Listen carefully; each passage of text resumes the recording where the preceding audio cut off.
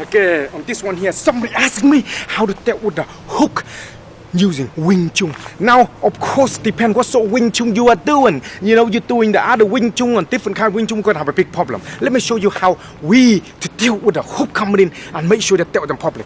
So with the hook coming in, you got to make sure hand like this to cover.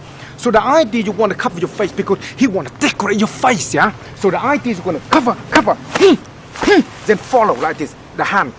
Why you want to be hand coming like this? Because if he starts to try to grab me like this, where he coming, then I can attack him, okay? Then I come in to deal with him.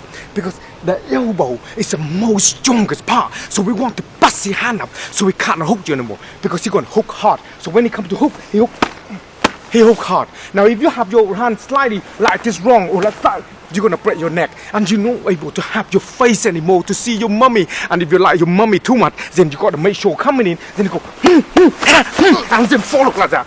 Why are you coming in to attack like this and not like this? Because if he punch me turning, I'll land on my face. And this is where the big problem is.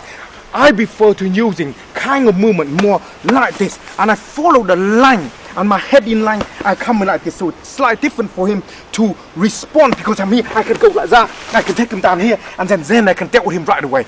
It's many things you can use onto our system side because you never know. So let me go through the basic. Stop the hook first. Basic hand, because you want basically you want to protect your face. If you like your face so much, that's why you hand like this, okay, like this. You can't go straight away in, or you can't go straight like this, like that, and follow straight in like this, okay. Sooner follow this, you can follow this, making the attack and deal with them.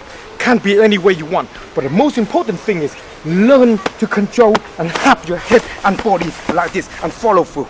You like what you see there? You like all the movement? You want to see the real thing that I'm learning to understand?